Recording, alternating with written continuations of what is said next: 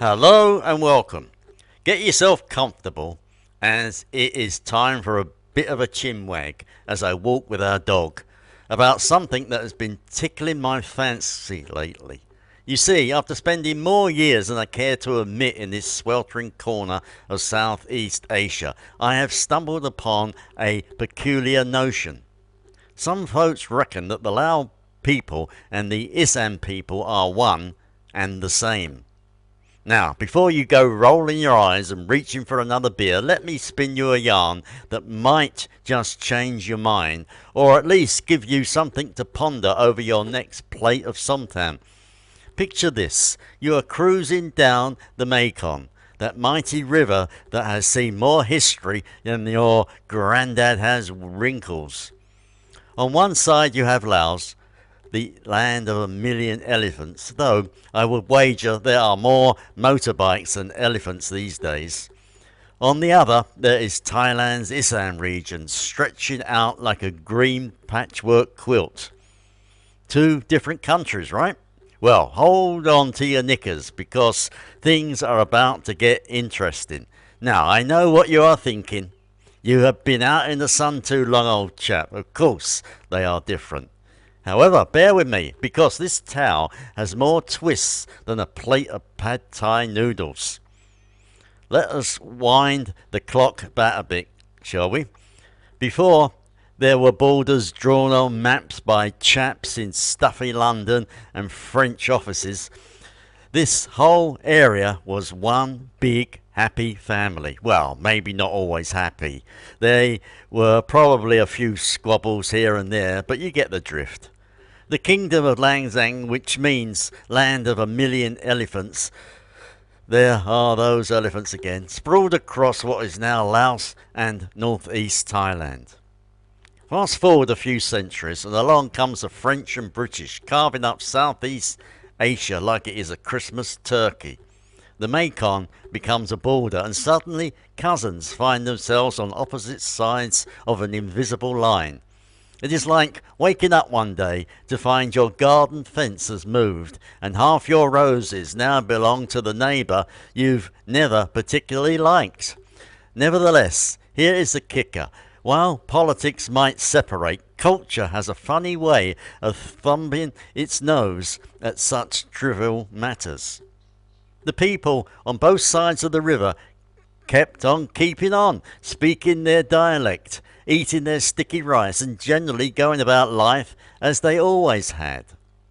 It is a bit like moving to a new town and stubbornly refusing to change your accent. Not that I would know anything about that, mind you. Now, let us talk about language. If you have ever found yourself in Isaan trying to order a plate of larb, you might have noticed that the lingo sounds a bit different from the Thai you were struggling to learn in Bangkok. That is because it is not Thai at all, it is Lao, or something so close to Lao that you would need a linguistic microscope to spot the difference.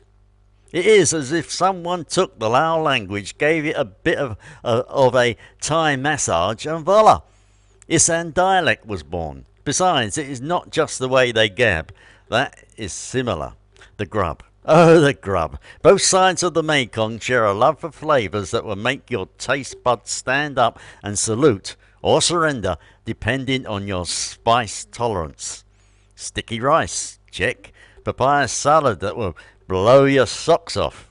Double check. Fermented fish sauce that smells like it could raise the dead. You bet your bottom barked. However, it is not all about stuffing your face, though that is certainly a big part of it.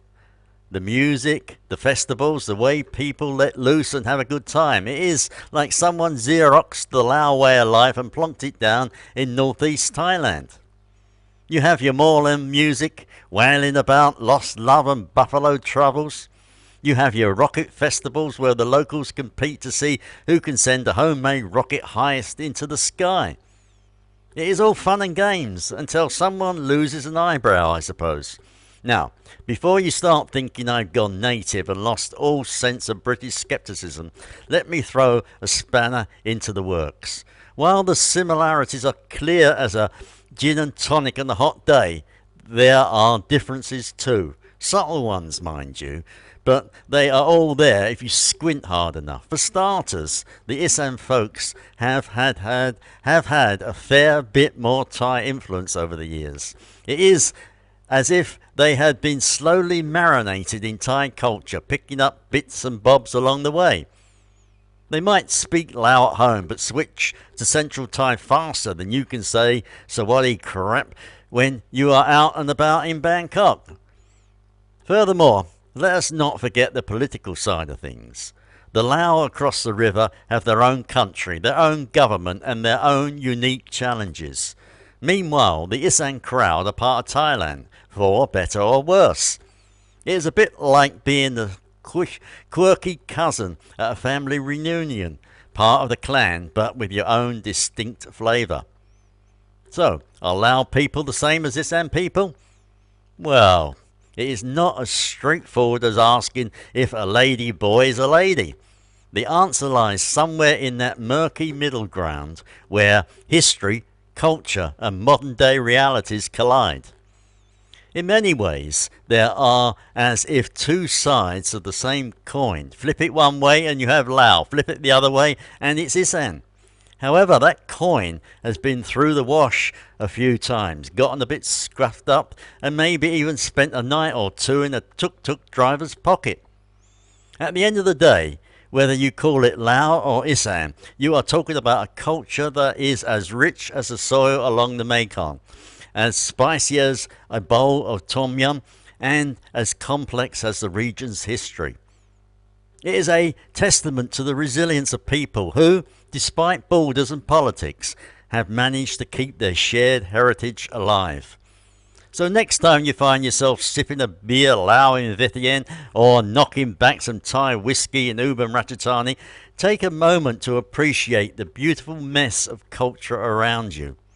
It is a reminder that sometimes the things that unite us are stronger than the lines that divide us.